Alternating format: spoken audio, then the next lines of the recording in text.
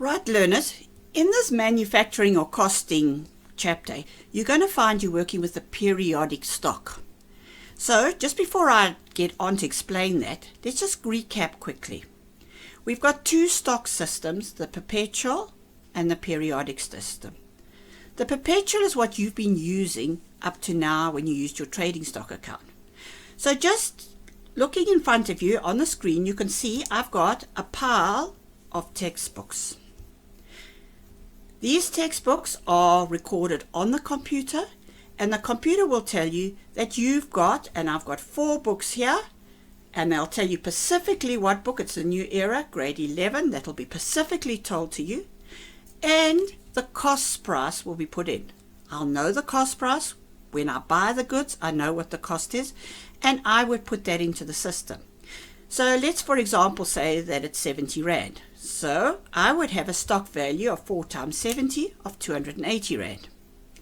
Now I sell one of these books. Now under the perpetual stock system, you are going to scan this barcode. And this barcode then is linked via the computer to your stock. And so your stock will be reduced by one book at 70 Rand. So this book now goes. If you go to your system now, you look on your computer program, you will see that you should have 3 books, still at the 70 Rand, but now only valued at 210. So the important thing that made it perpetual is that you know exactly what you're selling. And that is because we were using a computerized system via the barcode. We can work out the cost of sales, in other words. The benefit of the perpetual stock system is that the system says I should have 3. But I actually go now and I physically count and I see I've only got 2 books. But the computer is telling me I've got 3. And so I can identify that there's 1 missing, and that's what you've been working with your trading stock deficit. Right, now don't worry about which exercise I'm doing, but I want to just very quickly look. This is the trading stock account that you've always drawn up. Starts with an opening balance.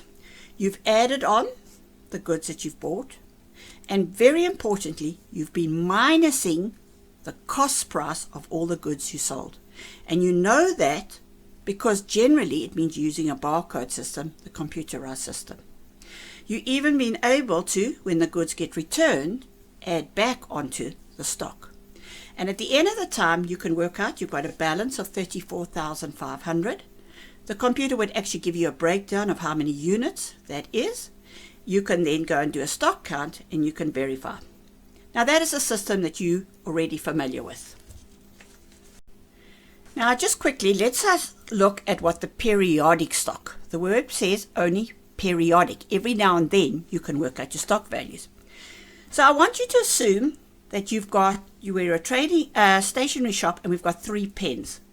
And for the purpose of this exercise, please don't worry that these are different pens. I'm going to imagine they're all identical and they all cost me 10 Rand. So I know that I've got a stock, a balance. 3 pens, let's say at 10 Rand each with a 30 Rand. I then go and buy some more.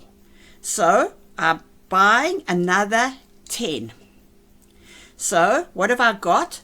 I've got 3 units here.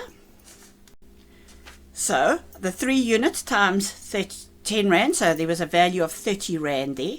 And although I'm demonstrating with units, remember that everything in the books has got to go into Rand values.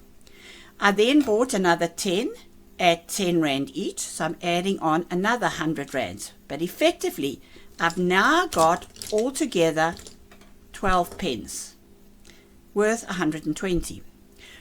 Right, I now start selling. So these go out the shop and they go out, and this one goes out, and they've gone. And now I want to know what the value of my stock is at the end of the year. There is no record in your books to tell you the value of the stock.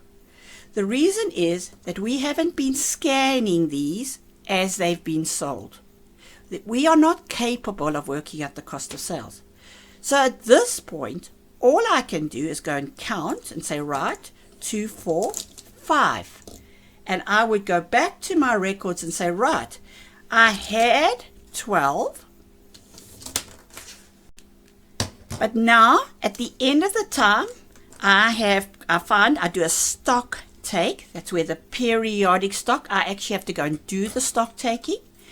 And I would assume that I sold 7 of the goods. Remember that I had 120 here. I've got 5 left over, so I would say 5. And so my cost of sales, I would say, is 70. And then there would obviously be your sales, because you'd add on a markup. Now the problem is, you have assumed that these 7 have all gone. What you don't know is if some of them were stolen or broken or lost. You just know they're not there anymore, and therefore, from that point of view, you are assuming they are sales. And that is the problem with the periodic stock.